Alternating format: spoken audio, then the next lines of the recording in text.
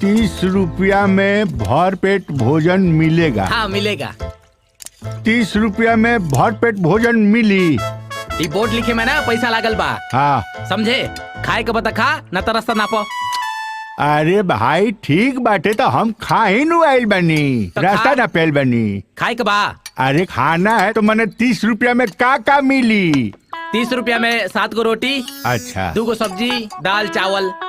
ओ अच्छा। हाँ। अच्छा मान ला हमरा तनी भूख ज्यादा होखो, हम अगर 15 गो खा जाई तब 30 रुपया। 30 रुपया? हाँ। अच्छा अच्छा बाबू हो गई। मान ले हम 20 गो खा जाई तब? चाचा 30 गो रोटी के भी 20 रुपया। अच्छा हाँ। आ मान लो मन ना मानला 30 गो खा गई तब?